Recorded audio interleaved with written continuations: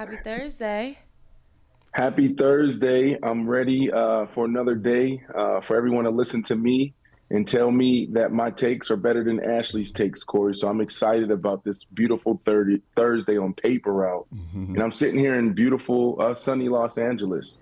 It's early over here, guys. Yeah, man. All right, yeah, no, I'm excited too. Let's get to it, huh? So, former NBA star Shawn Kemp was booked last night in an alleged drive-by shooting. We'll dive into that situation a little bit later. We'll also preview a few big NBA games scheduled for tonight. And we got to give you our 2 cents with the J.J. Redick and Kendrick Perkins situation over on First Take. But first, man, it was supposed to be Kevin Durant's debut home game last night, but Phoenix Suns fans instead got a dominant performance from Devin Booker, right? The star guard scored 44 points in last night's win. But I want to show you guys what happened in warm-ups, man. It was a crazy situation with KD. Let's look at it. Think we have it. But look, guys, yeah, here it is. Here it is. What happened? Did he roll it? Layup, yeah. It was so KD was. I was under a rock last night. What happened with KD? I wasn't on social media. It was crazy, man. So we doing warm ups, right? Like layup lines, and he turns his ankle. He turns his ankle going up for a layup. So, according to reports, I mean, it's looking like now he's going to be out 4 to 6 weeks. They said that he was given a grade 2 ankle sprain. But last night, though, Booker, I mean, like I said, he went off. He went 17 for 23 from the field, 6 to 10 from 3, and did that in only 28 minutes. He had 30 points in the first half. But the star admitted, that it was a bummer not having KD on the floor. This is what he said in a post-game interview. He said, the city's been waiting for this. It was a big day. We'll just have to reschedule the party. The people that missed out on it tonight, I tried to give them a little something to make it better. He definitely did Gave that. him a lot. Yeah, and his teammates Terrence Ross and Chris Paul added an extra 24 and 18 points respectively. Chris Paul was actually 6 from 8 from the field and had 9 assists. But, I mean, it looks like the Suns, they were heating up and building steam and whatnot. But, like I mentioned, KD might be out 4 to 6 weeks. So, Ashley, this is a game changer. What are your thoughts on this?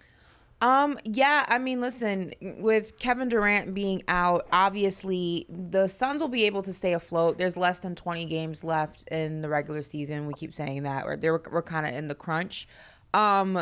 The only issue is when you start getting into the playoffs, right? Because the Suns have notoriously had issues going into the playoffs for one reason or another. It seems the tandem of Chris Paul and Devin Booker, neither one of them can stay healthy when it seems to be necessary. And when I say neither one of them, I mean more of Chris Paul than I do Devin Booker. But listen, I don't think it's as severe as it may have looked. The reports did say that he was able to work out afterwards. So that is something to go ahead promising. and be optimistic about. But I will say this, I don't really know this is something when we were talking about Kevin Durant and the Suns previously, and I said this on other shows that I was on as well, appearing, especially like on Peacock with Brother from Another, my friends over there.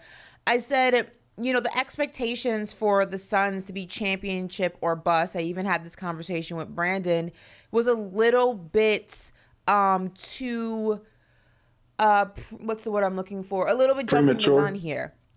Because you have a lot of situations in the mix that were going to go ahead and prevent that from actually being a real narrative, right? So this team is just formed together. You're bringing in a new person, Kevin Durant, into the equation. That affects the chemistry issues of the team. Yes, they've played together in other instances, but you still have to gel as a unit. There's not enough time to go ahead and make that happen. And yes, I will say that the talent can go ahead and override that, but it's still something to be concerned about. But my biggest concern was you have a 34-year-old Kevin Durant coming fresh off an injury. You don't know if he's 100%. You don't know if he's 90%. And injuries happen, especially towards the playoffs, especially in the playoffs. Guys get banged up. Things happen, and that's exactly what happened right here. So I'm going to say that I'm not overly worried about the Suns. The Suns will go ahead and figure out a way to make it work. Kevin Durant, they say, may miss the first round of the playoffs. He may not. But I think that this just goes and further proves my point that championship or bust narrative, at least this year, was a little bit, a little bit kind of jumping the gun. So you think that the narrative was premature? Ashley, it's all about winning the championship. Come on, think about it. This team will be fine as far as down the stretch without Kevin Durant, because this team was one of the better teams in the Western Western Conference before Kevin Durant even got there. I mean, hell, just 2 years ago, they should have won it, right? They could potentially – if they did what they said they were – if they did what they were supposed to do, and like you said, Ashley, stay healthy at the right time, we could be talking about this team as back-to-back champions. So they'll be fine there. Kevin Durant's ability to play on the ball, off the ball, makes it easier for everybody else on the court. So when he does get back, whether it's 3 weeks or if it's 6 weeks, they'll be able to adjust right away. You saw that in his debut, right? Being able to sit there right there on the wing and get the job done. Devin Booker, all he needs to do is continue to be the second coming of Kobe at times, and they'll find themselves competing for a championship. So I'm not concerned about the Suns. It sucks because you wanted to see really good basketball down the stretch. KD was making it exciting. TV ratings are way up. And now he goes out there again and have a problem with his foot or his toes. So, Ashley, it's going to be interesting down the stretch. What do you mean if he comes back within 6 weeks or more that they'll be able to adjust? What do you think they're playing in AAU? Like, this is the NBA. Yeah. Like, that's good. Yep. Great question. I mean, listen, think about it. Kevin Durant, if this was Kevin Durant in Brooklyn, this would be a problem because Kevin Durant in Brooklyn had to do it both ways, on the ball and off the ball. Now he has Devin Booker. He has a guy that can bring the ball up in Chris Paul and get people into a system. Kevin Durant is a system player. You talked about this a few times over the last few weeks. So this guy is a plug-and-play guy, and it makes it easier for everyone else. He can literally sit on the wing and give you 30. That's what that means. It's easy. Go back to the first game. You don't need much from Kevin Durant. You don't need a lot from Kevin Durant if Devin Booker is playing the way he's playing. Right, but I think we're ignoring the fact that we've seen the Suns without Kevin Durant. They've existed without Kevin Durant for X amount of seasons. We've seen Chris Paul and Devin Booker in the postseason. They weren't able to get it done. Kevin Durant is the piece that's going to take them over the hump. So if he is out for an extended period of time, I'm not too worried about the remainder of the regular season because I think that the standings, with the exception of maybe a couple of teams, the standings are kind of just what they're going to be. I think that there's going to be a little bit of a switch between like the 5 and the 6. I think top 3 is probably going to remain the same. I think everything between 4 and 6, you're going to start seeing some switches and some changes. You like the Grizzlies to maintain? I think I would have to pull up their schedule and go ahead and see. I mean, Ja Morant is expected to be back within 4 games. They said it's going to be an extended, 4-game absence, but after that, he is expected to return.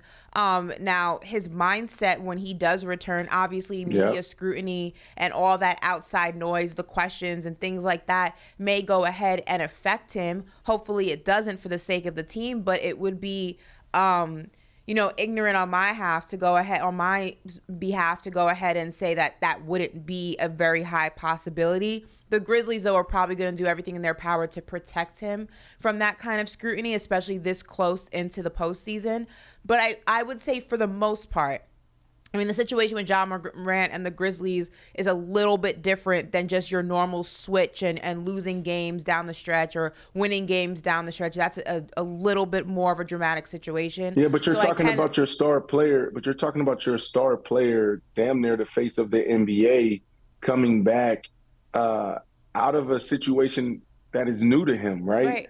I think all superstars, whether it's in entertainment or in sports, go through a phase in their life where they're challenged, where they're held accountable publicly, and how you manage now determines how you're going to operate and how effective you'll be, post situation. So it's going to be interesting. This is a big deal for Ja Morant. You go back to last year, he was sitting down, I think, with Taylor Rooks maybe, and he talked about his struggles mentally and He just hold it in. He really doesn't talk to anybody about these things. So Ashley, it's going to be interesting. I think they slide. I think they slide because I don't know if John Morant. It's a high possibility that they slide. That's why I said, for the most part, 1 through 3 in each conference is pretty much set, with the exception of the Grizzlies. You can totally understand why they would slide if they were to, because that's not a performance issue. That's an outside entity issue. So they're a little bit in a different conversation. But I agree with you. There's a high chance that they slide. Steven Adams, they say, is going to be reevaluated in 4 weeks. So that's another missing piece. Dylan Brooks is coming off of his suspension. There was another player, I believe, that's out with an ACL or something along those lines. So the Grizzlies are kind of falling apart at the seams from multiple angles. So I agree with you, those slides. So again, but bringing it back to the Suns, I'm not, too concerned about them in the regular season. The postseasons where the playoffs is where things get a little bit muddy, because depending on what that first matchup is for them, you need Kevin Durant. That gives you another offensive weapon, and one of the best offensive weapons, if not the best, depending on who you ask, in the NBA. So for him to possibly miss that first round, depending on the matchup, is a little bit concerning. I will say that. Okay, well, let's just stay tuned and we'll see. Yeah. Corey in the cut. Yep. Well, no, but I mean, to kind of close out on that segment, I'm with Ashley, right? Like, I mean, the Suns look good. Ashley. Everybody's with Ashley. Well, no, because look, Jackson's with Ashley. Steven Jackson's with Ashley. The Suns look good. This is unbelievable. But they beat a Thunder team that was minus Shai Gilgeous-Alexander, right? Like, I'm not too worried about them over this next stretch, but to win a championship, they're going to need Kevin Durant. I need KD, real quick. Hoopers know this. I need KD to stop wearing low tops. Put the high top sneakers on. You're not 24 years old anymore. We need that. I know, KD, listen, I know you are a low top guy. When I interviewed Bam Adebayo, he said the same thing. He likes the Jordan lows. He's not a high top guy. There are a few hoopers who are like that. But KD, you're 34 now, my guy. You need that extra ankle support. We gotta put those lows in the back of the closet and start, wearing something with a little bit more support. Okay. Not happening. All right. So moving on, right? Now, Tuesday on First Take, right, ESPN analyst J.J. Redick and Kendrick Perkins had a heated debate over whether NBA voters are racially biased or not. Now, Perkins suggests that voters have an inconsistent criteria for the award, which he says favors white players. Redick responded by saying that a flaw in shows like First Take are that hot takes are encouraged without evidence to back them up. Now, I mean, the two later, resolved the conflict and, shared their respect that they had for each other. But nonetheless, it's a conversation. It's a legitimate conversation. Now, this was Kendrick Perkins kind of later on in the show, when the two mended, the conflict between each other. He said, JJ, I appreciate you, brother. Real talk. I appreciate you for challenging me on this whole conversation because guess what? It's an uncomfortable conversation, but it's something that needed to be had, right? So, Brandon, now I want to, go to you first. What are your thoughts really just on this whole situation? Well, first off, I actually absolutely love JJ Redick and Big Perk, right? I don't know who I love more, but man, JJ Redick, I love his approach. I feel like he's trapped. I feel like JJ, really feels free and himself when he's on his own podcast and he's doing his shit on the radio show and then on YouTube. But then when he gets to ESPN, it's like when you see him sit down with Stephen A. Smith, the conversations that they have get real. Like those are real conversations. Like it's almost as if JJ Redick's mission is to go on ESPN and totally disrupt everything they're doing and call them out on their bullshit because he's right. Like you go on these shows and it's not about the game. It's about your take. Oh, I'm going to go out there and say LeBron James sucked, like Skip Bayless, right? Like LeBron James, he's not that good. He's not even a good person. How the hell can you say anything bad about LeBron James? But that take has made his entire career going out there, whether you're, Shannon Sharp and there's so many others that try to do this, Max Kellerman. Tom Brady sucks. How the hell can you say Tom Brady sucks? How can you say Tom Brady's not a good quarterback? So I'm with JJ Redick here. You go out there, you don't have enough information, right? Especially as a former player, you got to make sure you hold down that seat and say, you know what, y'all talking about it from a surface level standpoint. I've been in those shoes. I've been in those seats. Let me pull back the layers a little bit more and tell you what could have possibly happened. There's so many different ways these conversations can be had. So I actually love it. Forget the basketball stuff for me, Ashley. I just love seeing JJ Redick and now Kendrick Perkins go out there and just have some really heated discussions. And I love that it doesn't spill over after the fact and they're able to get on social media and still show love to each other, still have respect. But damn the basketball talk for me, Ashley. I just love how they going out there and having real conversations as former players. Yeah, I mean, I'm going to obviously dive into the more basketball side because I think that things are manufactured for TV, as we all know. So I don't really know if it is all good in the hood between the two of them. You don't think so? Do you think? What are you saying?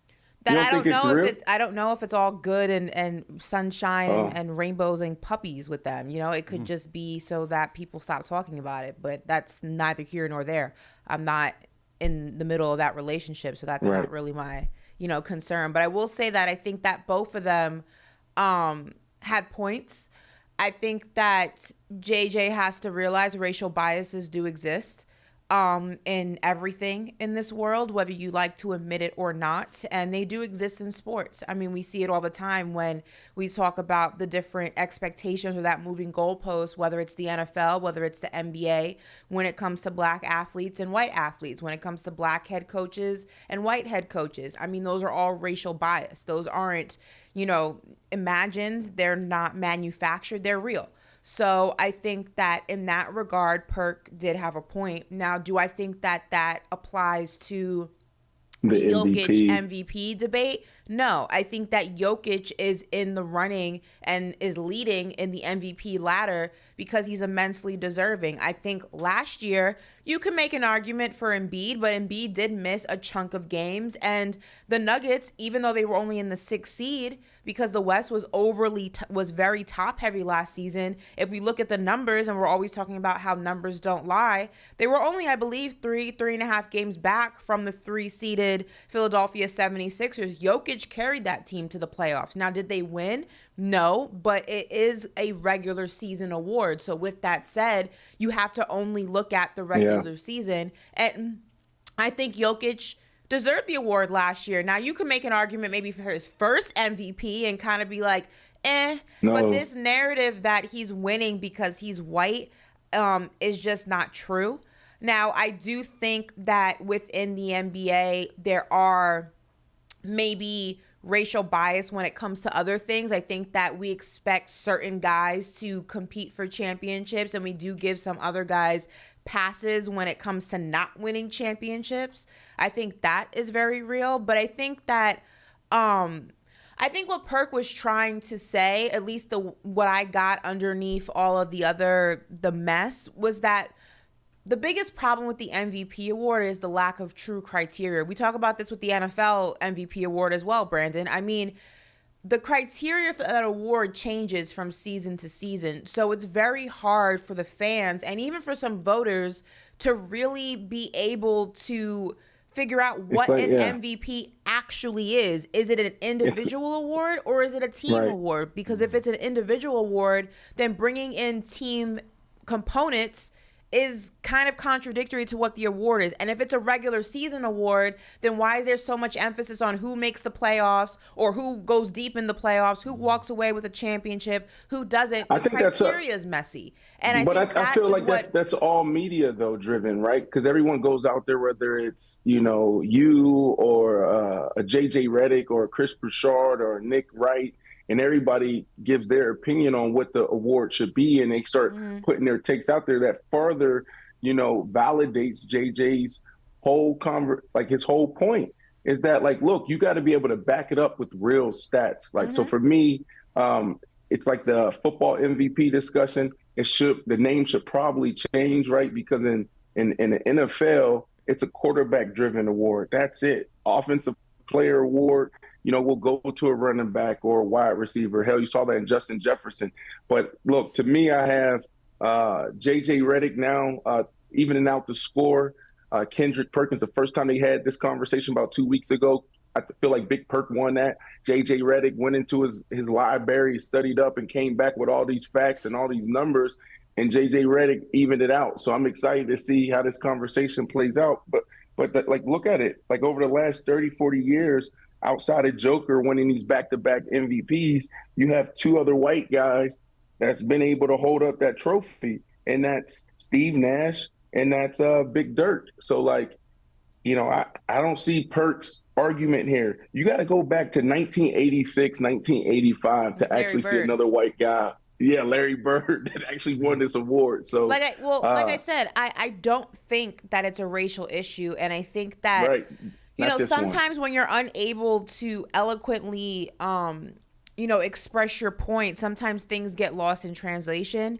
And I think Perk's issue is not, I think his issue should be more, or at least I hope it's more with the criteria of the award than it's a racial thing, because the numbers don't back up that it's a racial thing. Now, listen, I will say, if he wants to go ahead and address racial bias in sports, we can have that conversation different. Because that's a legitimate conversation. But when it comes to the Jokic MVP on the verge of three-peating, I can understand being mad. You know, MJ never three-peated the award, and LeBron didn't do it, and Kobe didn't do it. And I can also understand the award, the argument about Steve Nash two-peating, because in 2006, it was a little bit of a weird year, and you could make an argument that Kobe Bryant should have won the award that year. I'm not mad at that. Personally, I think he should have, but it's not like Steve Nash, you couldn't make an argument for him winning it either. But again, that goes down more so to me to the criteria. We talk about this all the time. We talked about it with Stack on Monday.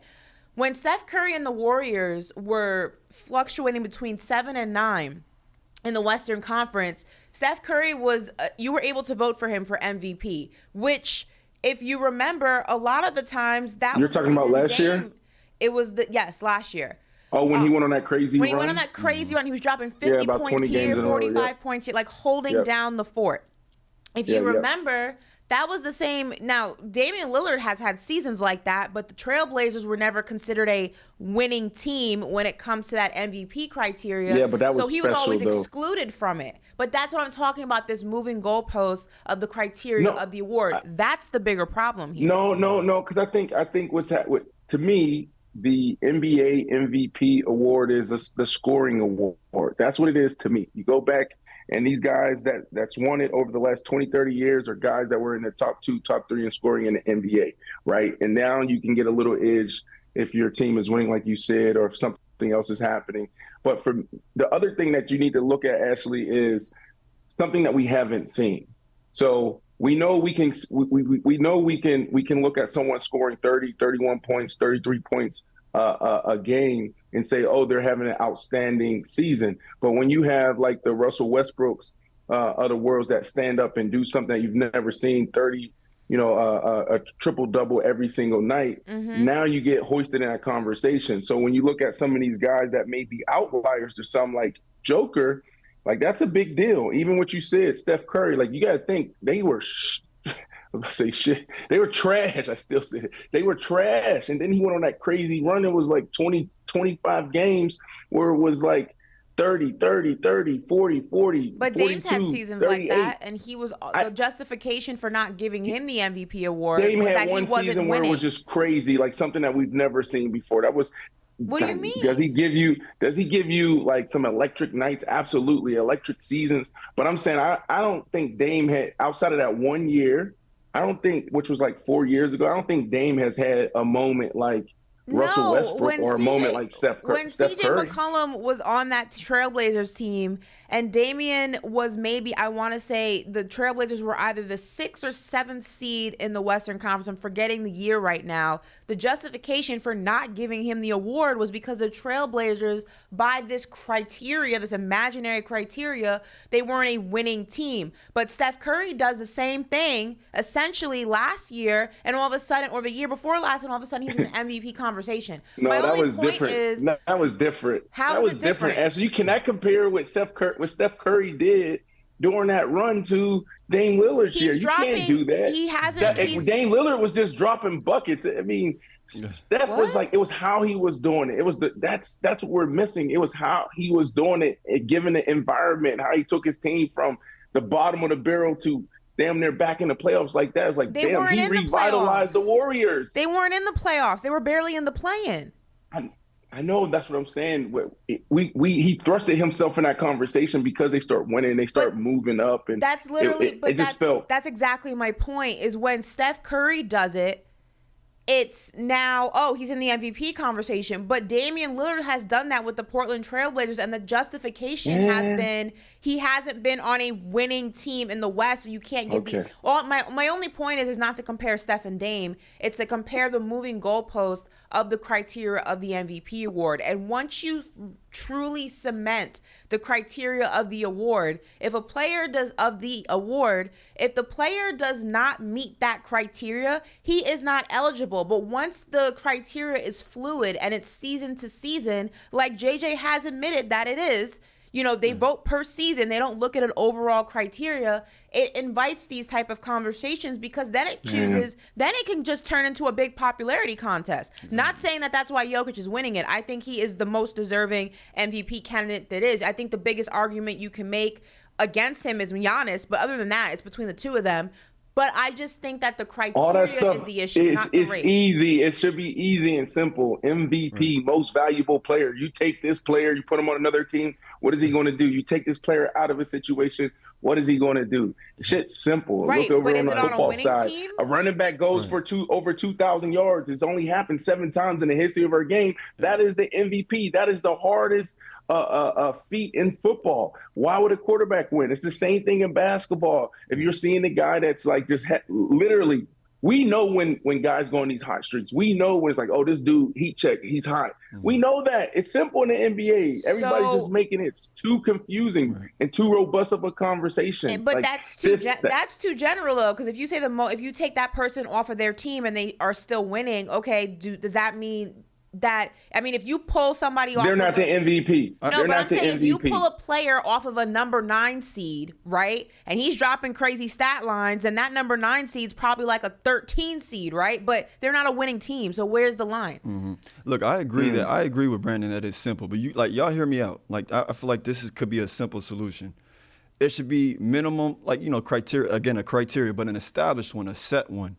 You have to average like 25 plus points, right? Like you can't have any lower than 5 assists, or you can't average any lower than 5 rebounds. But the caveat is your team has to be top 5 in their conference. Isn't that not like a simple solution? No, because different players do have different responsibilities. For example, like Embiid. But if we're talking about an MVP, I know, but for example, they have to be what if you average defensively more?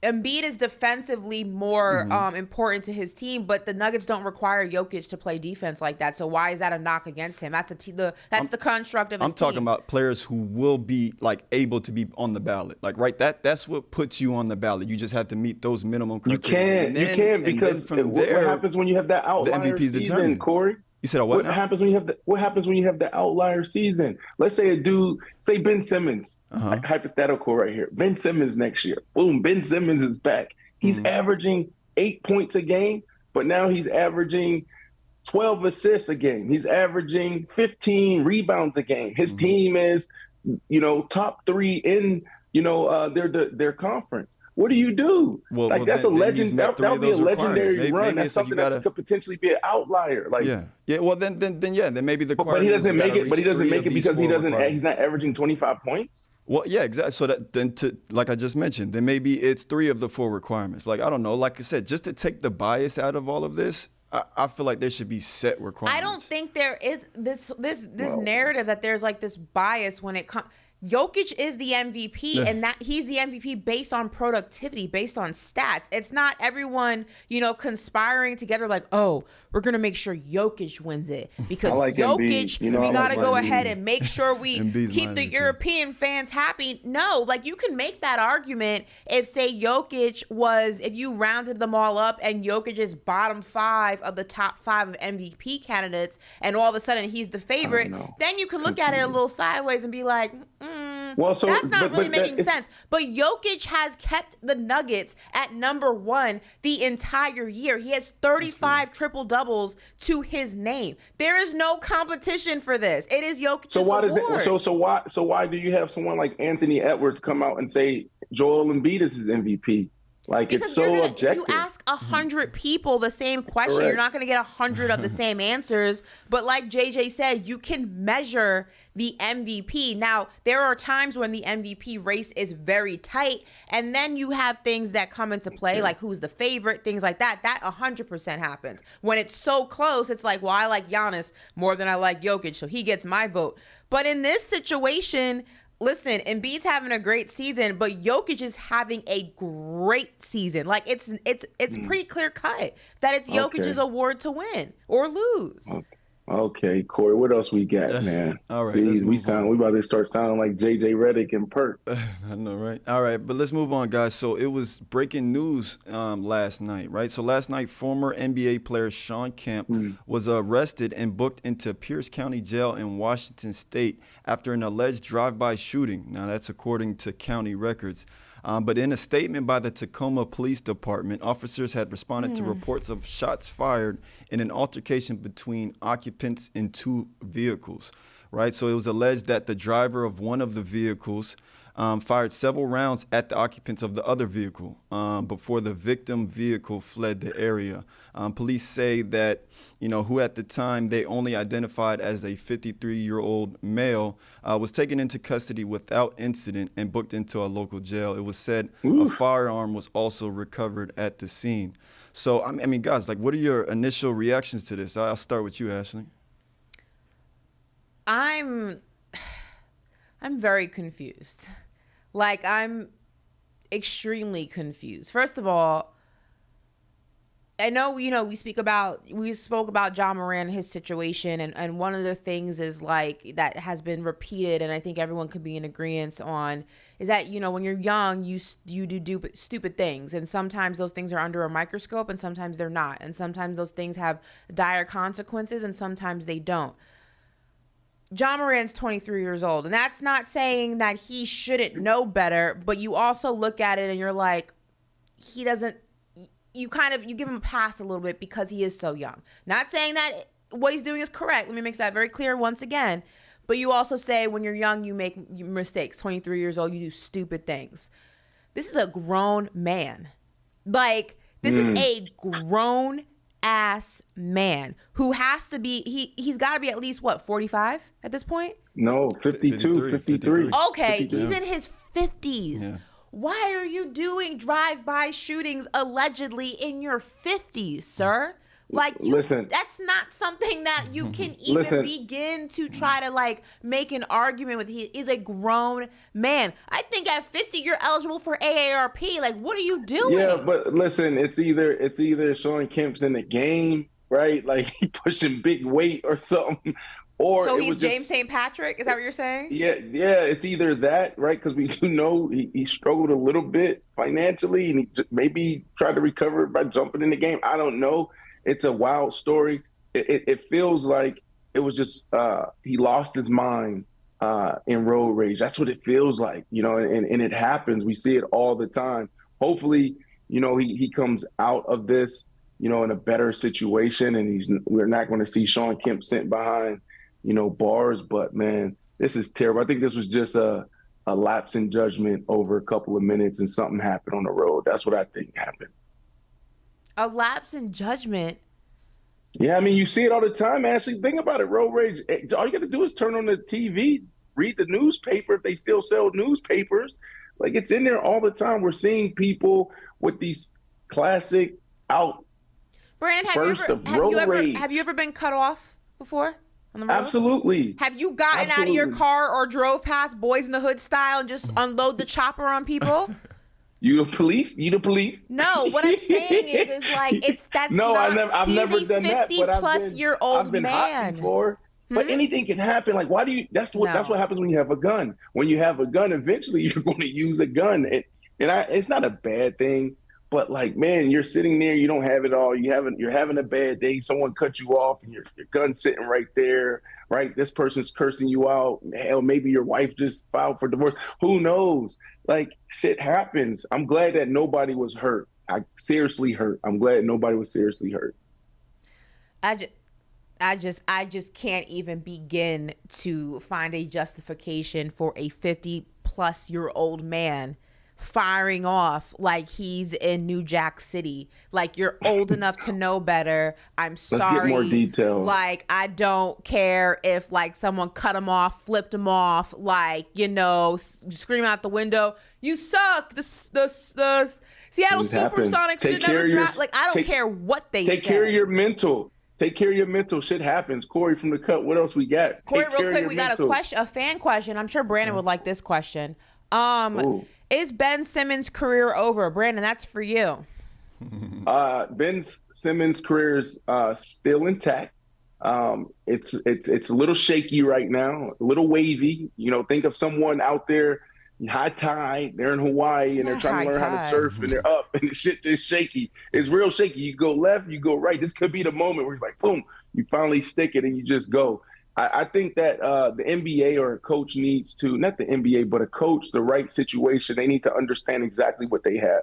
So I think they need to embrace that. He's only going to give you maybe 10 to 15 a night, but he can do so much more. Put him in a perfect situation. I think of like football players in the wrong systems. Lamar Jackson with Greg Roman as offensive coordinator. Lamar Jackson can't throw the damn ball. No, Greg Roman don't know how to scheme it up. Greg Roman keep calling the same damn calls, right? So I think players need to be in better situations. The NBA has evolved. It's about three. It's about D. Can you give me buckets? If you can't do that, there's really no place for you. But you're starting to see, like, man, guys like Devin Booker, you know, he's like, the hell with that. If it's a deep two, I'll take the deep two. So maybe they'll evolve back to where it's friendly for guys to just give you, 12 rebounds, 10 assists, and you're happy with that. But Ben Simmons, Ashley, I think he needs to continue to do deep work on himself. And this is a guy that I'm afraid for, right? Like, very fragile, potentially, with everything he's gone through over the last few years. When are you going to bounce back, right? The clock is obviously ticking, and it's not looking good, right? The longer it goes, untreated or fixed, the worse it gets, right? So for him still not to be attempting three-pointers, that's kind of disturbing, right? Like, you put on, like, the practice footage, and you see him in the off-season workouts. He looks phenomenal shooting the ball. Have you seen the footage of him in the offseason going through drills? It's unbelievable. So baseball players, it's the classic term in baseball where guys get the yips, pitchers get the yips, where they go out there and they just can't throw 90 miles per hour anymore. They can't get it over the plate. And it seems like Ben Simmons has been living in the yips for the past 2.5, 3 years. I don't think he's the player that's going to give you 10, 15 points a game anymore. And, that just is what it is. I think he has easy, though. I know, but in order to do that, it requires you to do one very important thing, and that's attempt to shoot. And he doesn't do that anymore. So whatever the reason is, I agree with you. There's a mental block there. There's something that's preventing him. I don't know if it's the PTSD from, the series against the Hawks when he was in Philly, or if it's the desire to not want to be talked about for missing it, or the fear of being talked about for missing it. All of that goes into it. But I don't think that he's going to be that version of Ben Simmons anymore. But he can still exist. You look at a team like the Warriors, for example. Not saying he's going there, but that'd be the perfect situation for him, because they only need him to do one thing. They need him to go ahead and direct the offense and play a little defense. So Ashley, let me ask you this question. That's no different than what they asked Draymond to do. But the difference is, hold on 1 second, because we got into a little debate. I don't know if it was on air or if it was us just offline, but when he had Kyrie and KD, and I was like, and I said the same thing, he doesn't need to shoot. I don't need him to average 15, 20 points. I don't need that. But you were pushing back on me saying, no, in the NBA today, you have to be able to score. It's like, no, you got KD and Kyrie. Well, you just said, like, if you insert him into the Warriors, and now you don't need that. You don't need that. He's in a system that works. The difference is that the Warriors, the difference there, though, is that, and that was the key point in that discussion that we had, is Draymond is not needed to shoot. But the difference is that you still have to guard him, because you don't know if he's going to attempt a shot. And Draymond does get you some points every now and then. So you still have to go ahead and put a man on him. If you have a guy on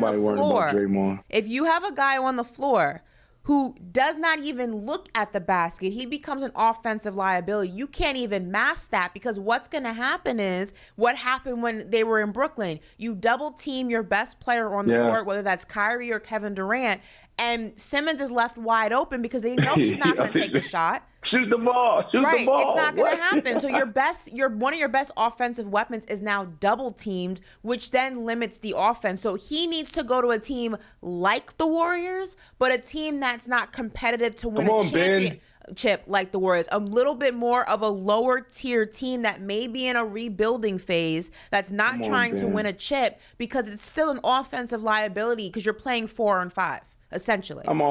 Corey, I'm always going for the underdog. Come on, man. I love that classic underdog story. Wouldn't it be beautiful if you see Russell Wilson come back next year and he's up for MVP, or he's in that discussion? Wouldn't it be beautiful if we seen Ben Simmons actually start shooting the ball and, going 5 for 8 from deep? I think I was a big Ben Simmons fan when he got into the league. I hope to be able to see that. I think that there also needs to be a realistic expectation. He may be better suited for a team like Chicago or like Washington or like Toronto, that is going through a little bit more of a rebuilding phase, that wants to still compete, but they're not competing for a chip right now. That may be a better suited environment for him. Right. Corey in the cut. All right, guys, so let's switch gears to the NFL. On Wednesday, Houston Texans' new OC, Bobby Slowick, spoke to the media for the first time, and he said that quarterback Jimmy Garoppolo is on the team's radar. This is what he said in his press conference. He said, "We have a process with everything we go through. Jimmy is obviously a part of that process. He's going to be a free agent. We have our conversations. Nick and D'Amico lay out a plan. We'll see where that takes us." So it's worth noting that both sides already have an established relationship, as head coach D'Amico Ryans was just the DC in San Fran, and Slowick was the passing game coordinator. Slowick actually worked closely with Garoppolo since he arrived back in 2017. So, Brandon, I'll start with you. You think the Houston Texans is a good fit for Jimmy Garoppolo? The Houston Texans is a terrible fit for not only Jimmy G, but also just the Houston Texans. Like, this is a classic approach to football, right? Insert new head coach, and this new head coach goes out and they try to get comfortable in all the key positions, the guys around them, which is the smart thing to do. But when you talk about the quarterback position, you have an opportunity to say, you know what, I don't need to put a guy in there that's not going to help me win more ball games, right? Because they need so many other pieces.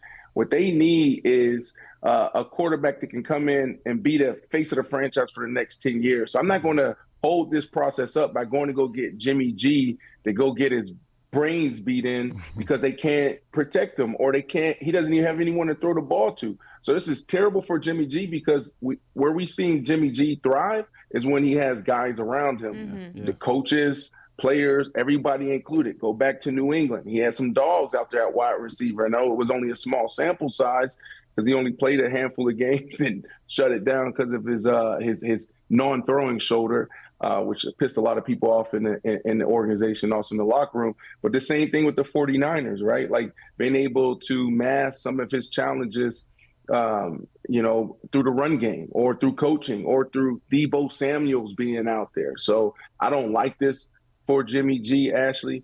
I would prefer to see a Jimmy G like with the Jets, right? Jets got phenomenal defense. He's used to that. You got 2 dog wide receivers, and you got a third that can give you 100, 150 any given Sunday. And then obviously the young running back comes back. So I like Jimmy G in a situation that is ready to go right now, not a rebuilding situation. This would be the last of Jimmy G if he goes to the Texans. He'll be 1 and out of the NFL. 1, Any Given Sunday, one of my favorite sports movies of all time. 2, I completely agree. And also, I don't know how Jimmy's going to play for the Jets and the Texans at the same time because he's going to the Jets. But yeah, I agree with Brandon. We've seen Jimmy. He's a plug-in quarterback. He needs to go ahead and be an existing system that can go ahead and exist regardless of what kind of quarterback is in there, as long as that quarterback is somewhat productive. Jimmy G's that guy. So that's not going to be for the Houston Texans. That's going to be a team like the New York Jets. Defensively, absolutely incredible. Offensively, a couple of holes, but not enough that is going to really go ahead and make Jimmy have to do more work than he's accustomed to doing. He does just enough, as we've seen with the 49ers, or as we saw with the 49ers, to win games, as long as he has a nice amount of support around him, and he'll get that on the Jets. Right. He could have gotten that on the Saints. Obviously, the Saints went ahead and went to a different route, but I agree with you. The Texans is not the move. I don't know what the move is for the Texans, but it's not Jimmy Garoppolo. It's the draft, right? Like, go get your guy. Like, what happens when these new regimes come in? They go out there and get all their people because they want to sustain, right? Think about it from an organization standpoint. They want to win a Super Bowl. They want to make a lot of money, right? And they think about sustaining success for long periods of time. Head coaches come in, right? And they're thinking, I got to win now. I really only have 2 years. Damn, you don't even really have 2 years as a head coach, right? Because you could get fired in year 2 if you start off extremely bad and then you start the second season and it's not going great, right? Look at Nathaniel Hackett in Denver. He was one and done, right? The Denver Broncos said, no, we don't have time to wait. Well, I don't care how much money we guarantee you. We'll pay you that, but get out of my building.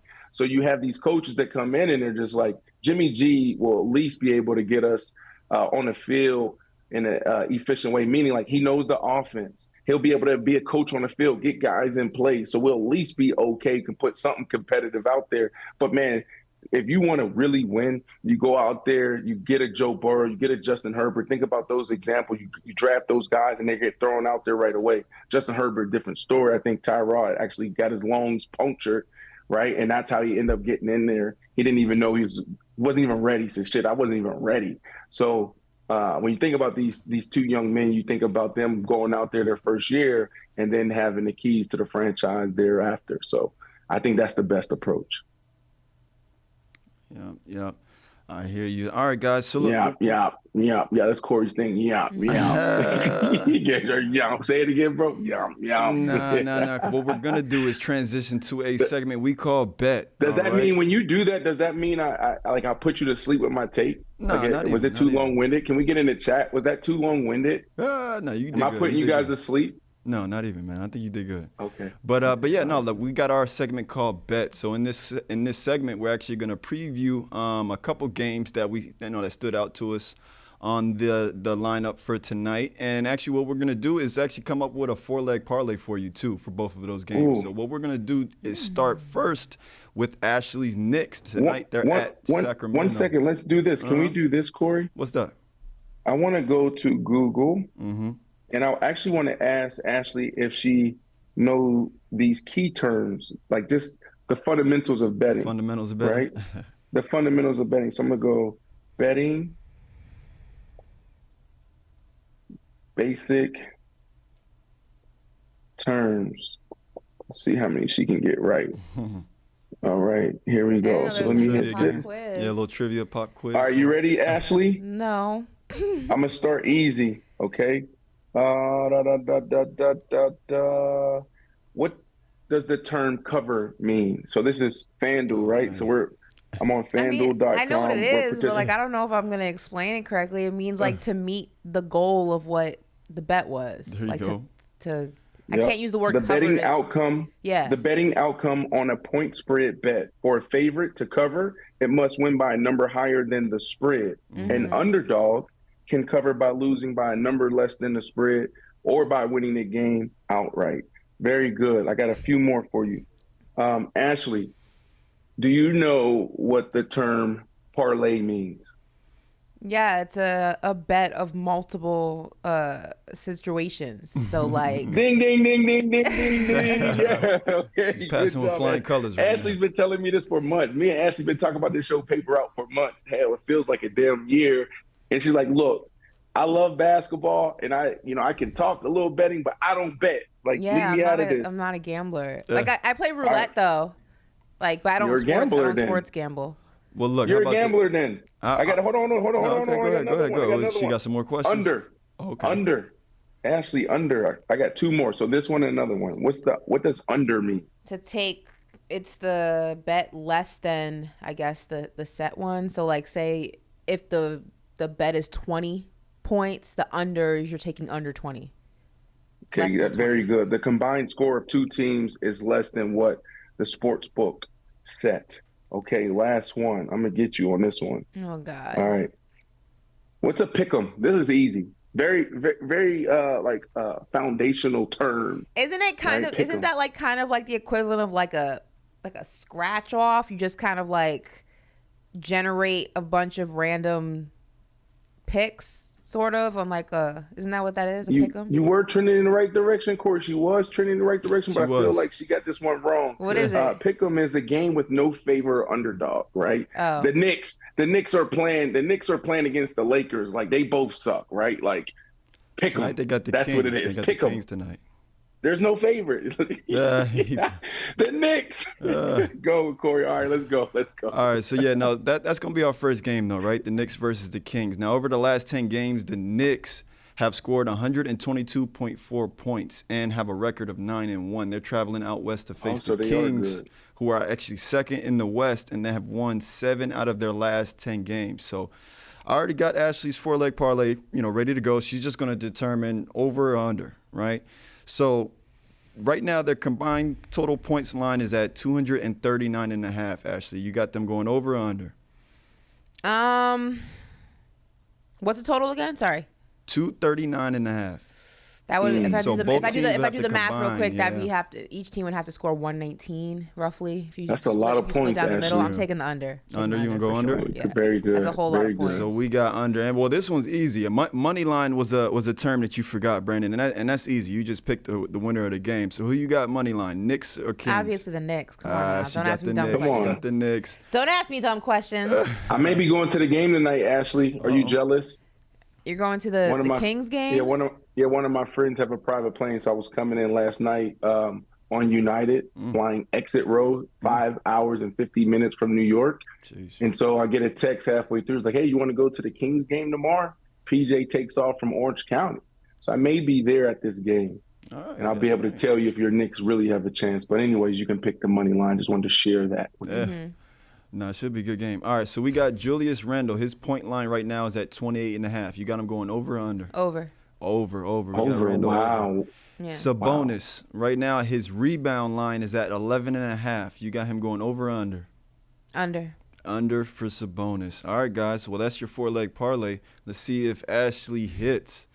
Y'all, listen, if you're disclaimer, if you're going to go ahead and use my bets, my picks to go ahead and place your bet, I am not a gambler. So if it hits, you're welcome. If it doesn't, don't contact me. That's all I'm asking. Honestly, that's a good leg. That's all I ask. If it hits, that's what's up. Congratulations. I'm glad I could help you out. If it misses, do not at me on Twitter. I do not care.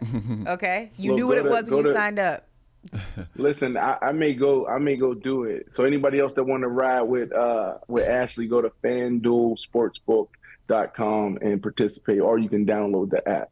But Corey, what's my 4-leg? All right, so the game that Brandon picked out was the Bucks and the Nets. Now they're meeting for the 4th time this season, with the Bucks winning their most recent matchup, 118-104. That was back on March 1st. In that game, Giannis has scored 33 points to lead all scorers, but it's important to note that Mikal Bridges is currently on a 3-game streak of 30 or more points. So he's heating up right now. But all right, Brandon, so again, you got the Bucks and the Nets. Their total point line right now is at 234. You going over or under? Okay, so first off, let me do this right here, right? Here's what does this say? Brooklyn. I got my socks on right now. Oh, man, he rocking Brooklyn. He rocking the Brooklyn. I just want to make sure that everybody see that. Because Ashley think I'm bandwagon. I got Brooklyn last time I checked, hold on a second. I think he's bandwagon because he is. And also, he further proved my point. He sat in this chair in this studio. As you guys know, Brandon's not here. He's in LA. And I said, oh, so you're still a Nets supporter? He's like, no, I'm a Cavs fan now. If that's not a fair weathered fan, I don't know what is. It wasn't on wax. It wasn't on wax. It wasn't live stream. I So mean, there no, was a room full of people no, here, so That's too funny. no. okay, I don't remember. I don't recall. got I it. don't recall. So, anyways, He's pleading the fifth. what's the first leg of my parlay? Yep. So over under in total points, 234 is the current line. Oof, I'm gonna go under here. Under? Look, Bucks are one of the teams that play really good defense. I like Bridges where he's at right now. But they have some problems there. They're going to have to play some defense to stop this team. I'm taking it under here. Got you. All right. So money line, who you got, Bucks or Nets? I got to go with the Nets. Listen, even if I wanted to go with the Nets. Bad bet. I'm going with the Nets. He's I'm Bad going with the Nets. bet. Listen, I'm not even a listen, gambler, and I know that's a bad bet. everybody thought this season was going to implode when you lost Kyrie and KD. What happened? We've been playing better basketball. Yeah, they are We've playing been playing better basketball. They are playing good basketball, though. Right. Let's go. All right. So you got Mikal Bridges. His points line right now is at 25.5. Over or under? Remember, he's on a heater right now. You said over. That's easy. If we want to win, we got to play good defense, and we need my dog to every night drop 30 points. Every night. All right. And last, you got Giannis. His line right now is at 31.5. Scored 33 in their last matchup. Over or under? Because he went off on our last matchup and he was just dominant. He was able to do whatever he wanted to do. I think there's going to be a huge emphasis on him. We know we shut him down. We win the basketball game. So I actually like Giannis, under 25. But I'll take that. Give me some little cushion. Okay. I'll take the under. Well, there you have it, man. You got Ashley's 4-leg parlay. You got Brandon's 4-leg parlay. Let's Ride see with how me. they do. Let's see how they do. Honestly, I like both of them. Money line Nets, though. I mean, if I want to really flip my bag, of course, I'll go with Brandon's. But that was an interesting pick. But anyways, that's it for our betting segment. And now we're going to transition to Fact or Foolish, right? One of our, favorite segments. So, guys.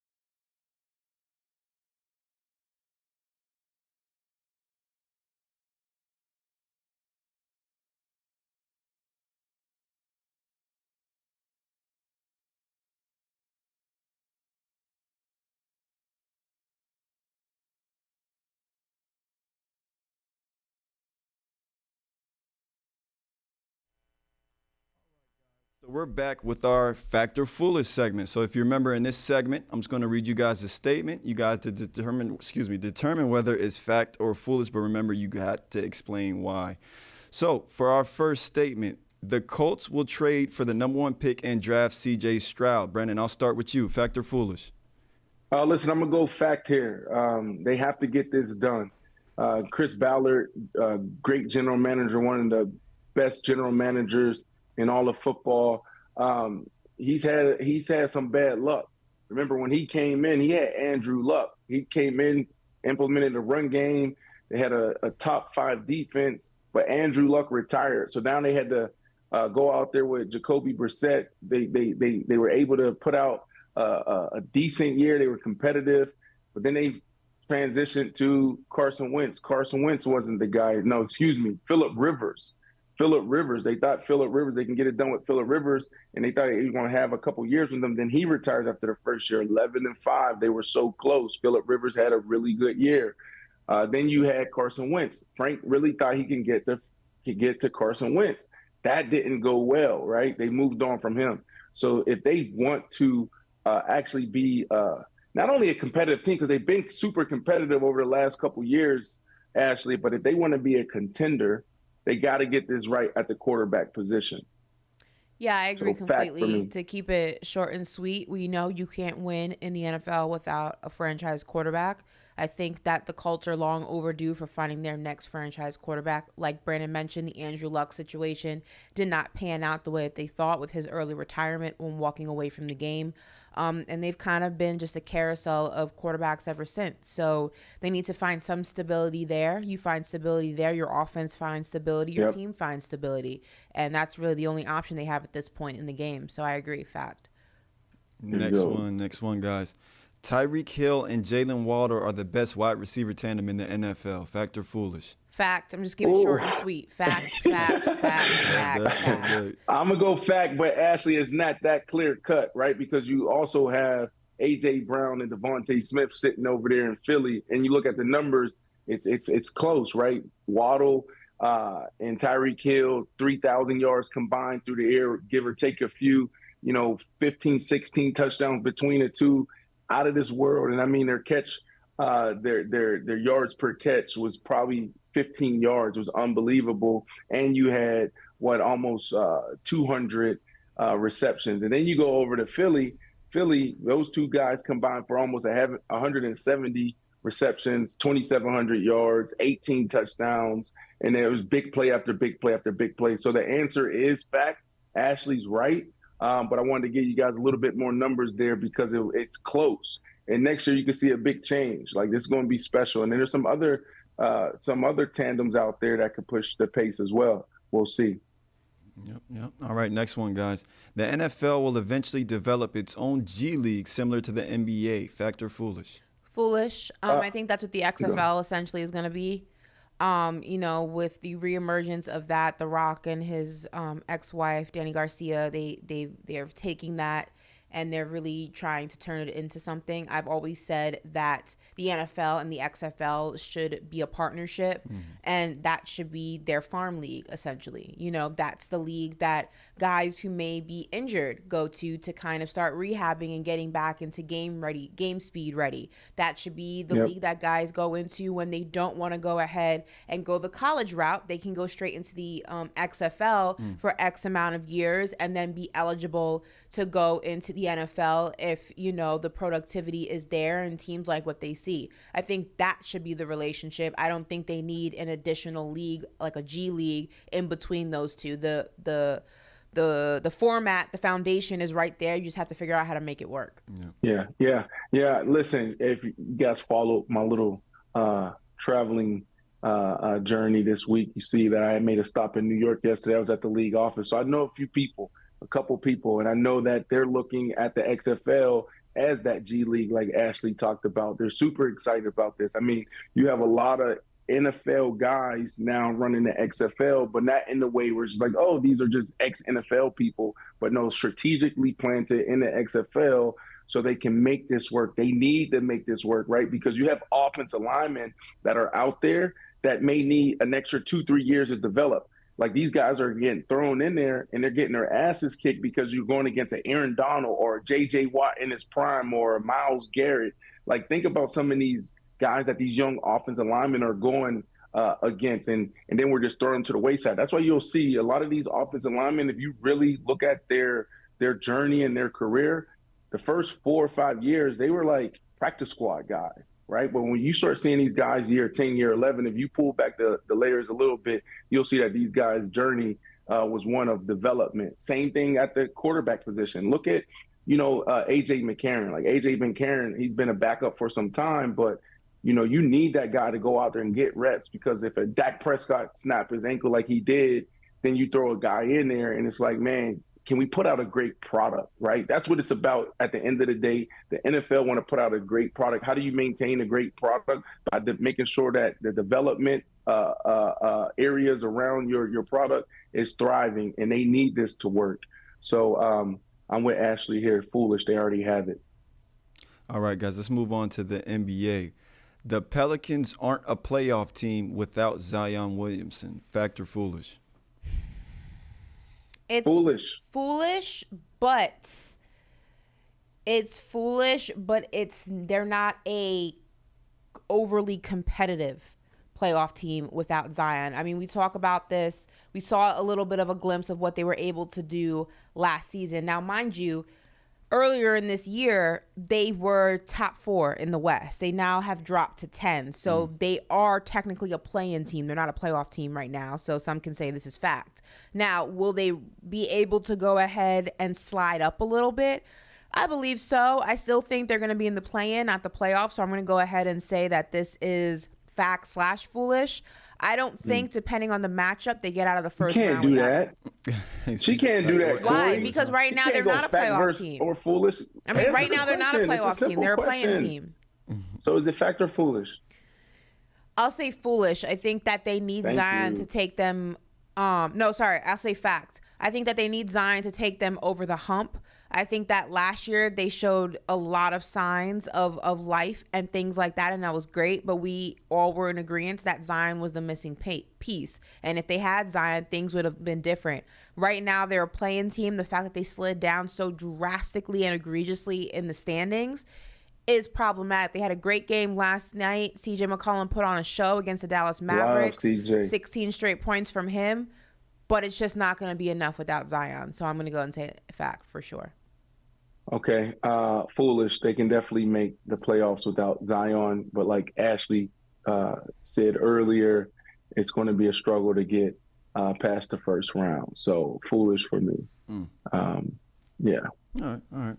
I'm eager to see what you guys' answer is going to be for this next one.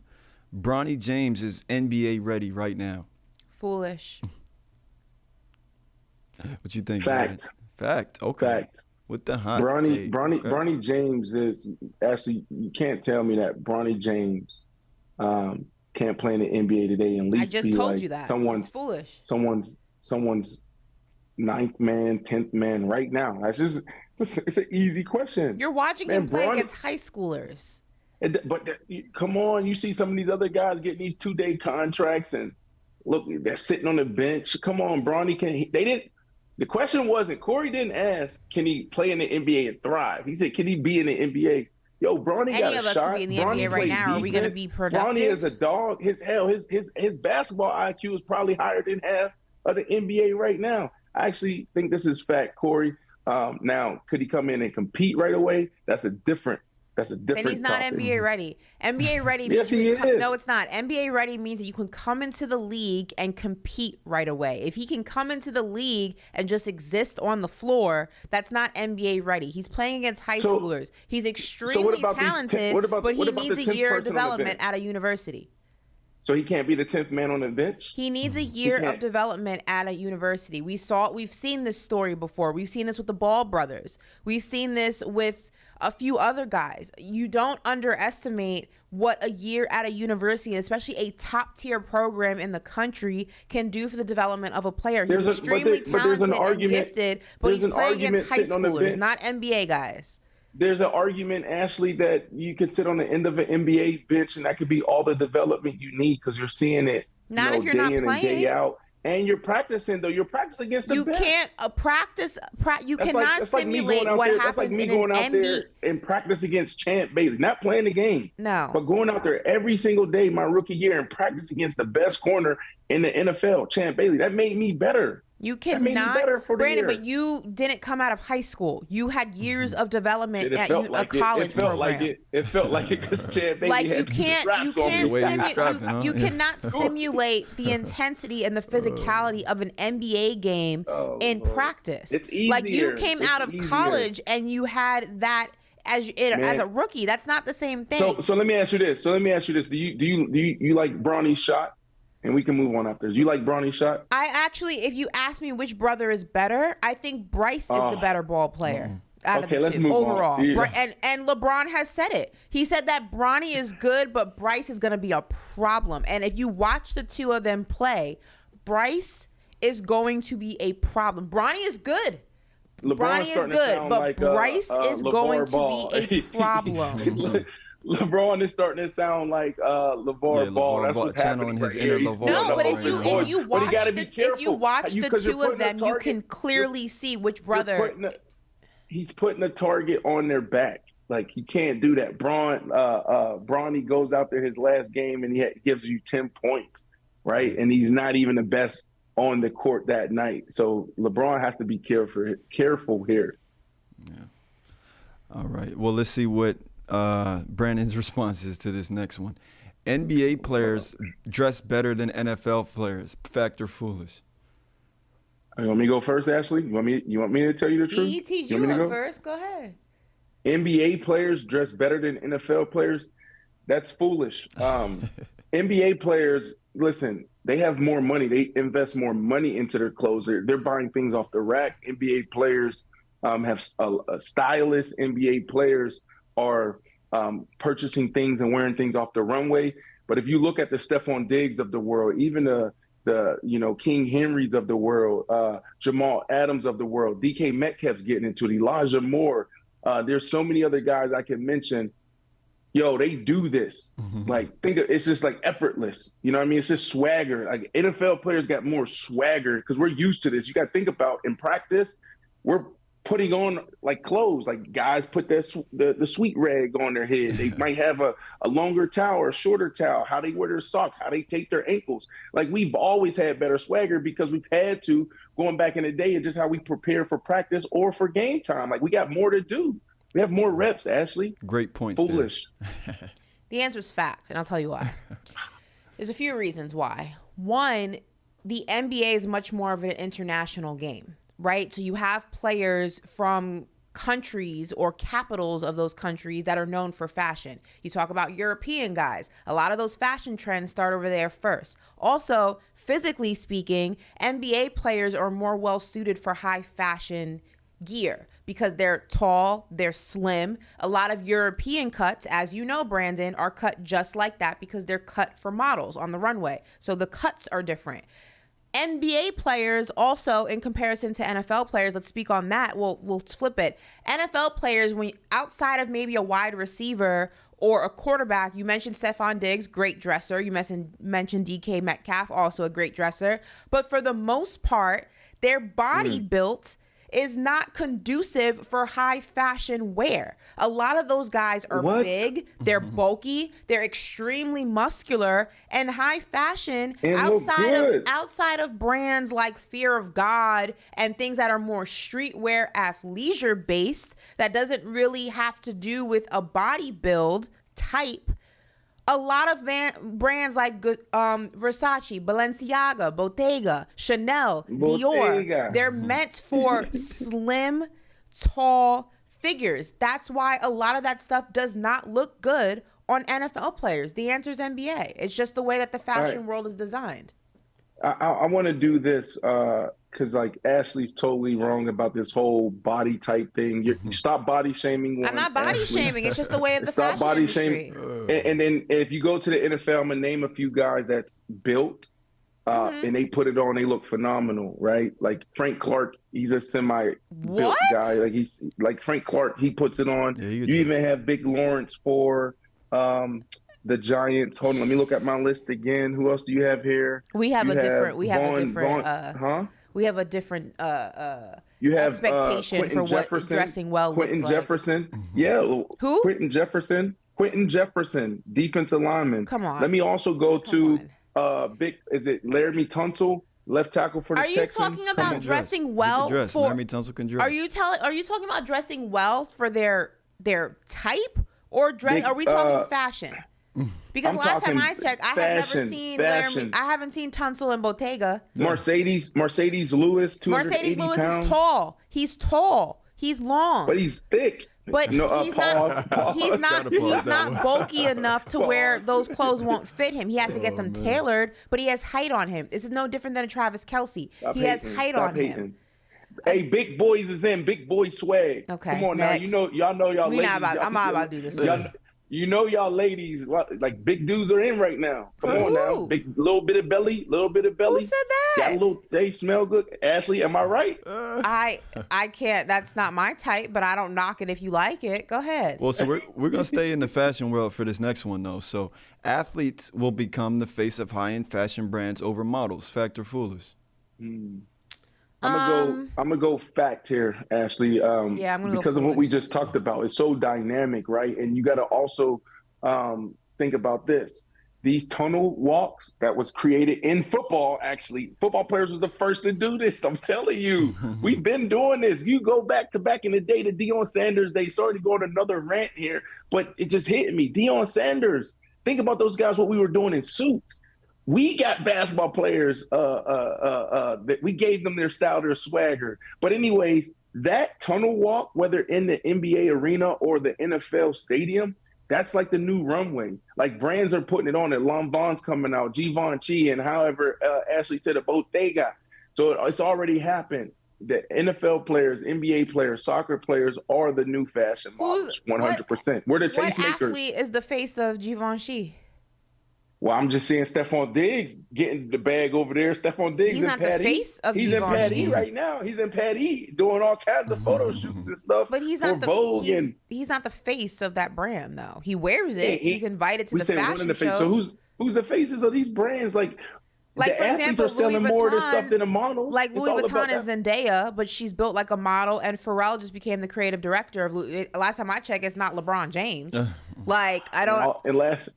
Wearing a brand and being a muse of one of the brands and having access to their clothing and having that relationship, going to the Met Gala, things like that is different than being a face of a brand. So the answer is foolish because remember those European brands, those high-end designer brands don't just adhere to Americans. They adhere to, for the most part, Europeans. And for the most part, those clothes are designed for very particular body types. See, that's the problem. That's the problem. You think like a basketball player, Ashley. That's what it is. You're a basketball player. I've got it. Okay? And you think like a basketball player, right? You think so. Basketball players, it's exactly what I'm talking about. They go get stylists. They go buy the stuff off the racks, and it's all about the labels. Football players, we can go to Zara and make something work. What we can go get some streetwear, put a some type of formal jacket on and make it work. You think these outfits look good? These outfits look good to you? 100%. Go to BlitzFit. Go to BlitzFit right now. And look at the football These outfits look good to you. Ball. Say that again. These outfits look good to you. 100%. Okay. Well, Corey, before we end the show, can I say this? I know you may have one or two more. Thank you to everybody tapping in with us. Got so much more work to do, so much more planned, so much in store for you guys to keep coming back every single day, rocking with us with Paper Route.